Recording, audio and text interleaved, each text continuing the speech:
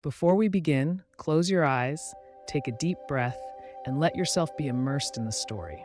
Listen closely and enjoy the journey we're about to take you on. We post new suspense filled stories every day at 8 p.m., so if you miss one, don't worry, you can find them all in our playlist. If you're enjoying the content, support us by subscribing and turning on notifications. It's a new channel, and your support means the world to us. Now sit back, relax, and let the story unfold. The Price of Obsession. In the quiet, sun-drenched town of Marrakesh, where the air is thick with the scent of spices and the distant hum of the marketplace, lived an elderly man named Abdel. A wealthy merchant in his 70s, Abdel had long enjoyed the comforts of his fortune, living in a sprawling villa with high walls that kept the outside world at bay. He was well known in the community, respected by many for his business acumen and for his generosity toward the less fortunate. But as the years passed, Abdel felt something was missing.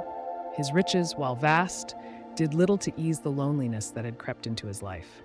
He had outlived 2 wives, and his children, grown and busy with their own lives, seldom visited. What Abdel longed for, more than anything, was youth, a spark that would rekindle his passion for life. It was during one of his rare visits to the bustling city square that he first saw her. Lila, a woman no older than 20, stood out among the crowd like a desert flower blooming in the heat. She was vibrant, full of life, and breathtakingly beautiful. Her presence ignited something in Abdel that he hadn't felt in decades. He was captivated, and from that moment, his heart and mind became consumed with one thought: Lila must become his wife. The obsession begins. Abdel, confident in his wealth and status, believed that money could buy anything, even love. He began showering Lila with lavish gifts, rare silks, gold jewelry, perfumes imported from faraway lands. He would send servants to her house daily, with presents and letters professing his admiration and desire to take her as his bride. But Lila was unimpressed. Though she politely accepted the gifts, she showed no real interest in the elderly man. Her beauty attracted many suitors her age, and Abdel, despite his wealth, seemed to her like an old man chasing an impossible dream. Undeterred, Abdel took more drastic measures. He organized grand parties and invited the most influential people in Marrakesh, ensuring Lila was always a special guest. At these gatherings, he would play the part of a charming, generous host, trying to win her over with stories of his travels, his success, and the luxurious life he could provide. But even at these events, Abdel noticed Lila's attention drifting to others, her eyes sparkling when she spoke to younger men, and her smiles never quite reaching him. Desperation began to creep into Abdel's heart. He started seeking advice from healers and herbalists, asking for tonics and elixirs that could make him appear younger, more virile. He even consulted a fortune teller who promised that Lila would fall in love with him if he performed a series of rituals and prayers. Abdel, blinded by his obsession, did them all. The secret rival. What Abdel didn't know was that Lila's heart already belonged to someone else, his nephew, Karim. Karim, a man in his late 20s, had been in a secret relationship with Lila for over a year. They had kept their love hidden, knowing that Abdel's disapproval could ruin everything. Lila feared the consequences of rejecting Abdel openly, knowing his influence in the city could make life difficult for her and her family.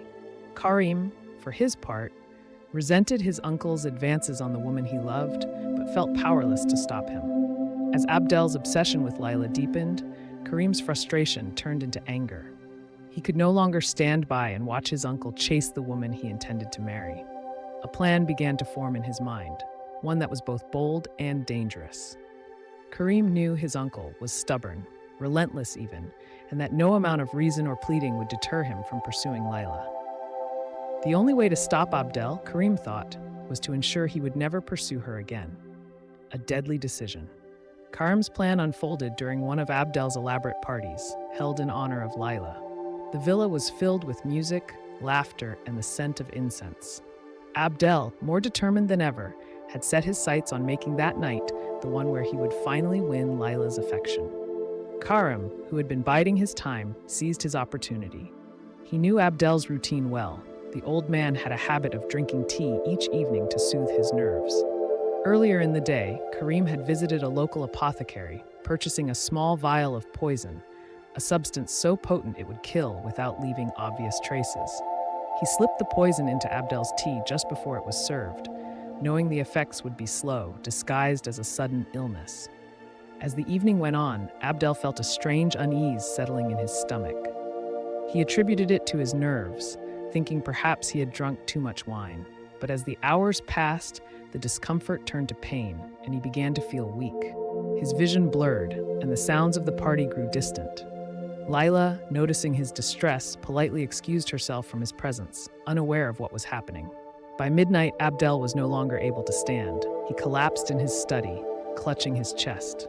The servants rushed to his side, but it was too late. The poison had done its work, and Abdel, the once powerful merchant, died before the sun could rise again. The aftermath. The news of Abdel's sudden death spread quickly through Marrakesh. The doctors, called too late, concluded it was a heart attack brought on by stress and old age. No one suspected foul play. No one, that is, except Karim and Lila. For Karim, there was a strange sense of relief mixed with guilt. He had gotten rid of the one man who stood in the way of his future with Lila, but the weight of his actions hung over him like a dark cloud. He never confessed to Lila what he had done, though she suspected something had shifted the moment Abdel died. Lila, free from Abdel's advances, was able to continue her life without the fear of his pursuit, but the shadow of his obsession lingered. In the end, Karim and Lila moved forward with their relationship, eventually marrying in secret and starting a new life far from the villa that had been the center of so much deceit.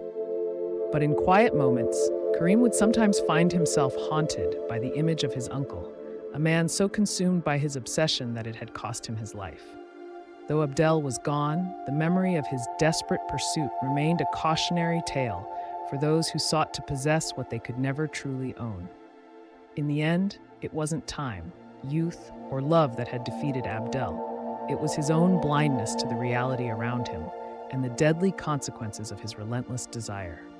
The story has come to an end, but stay relaxed. If you feel yourself drifting off to sleep, just let the video play and enjoy the soothing music in the background. Let it guide you gently into rest. We'll be here, bringing you more stories every night. Sleep well, and see you tomorrow at 8 p.m.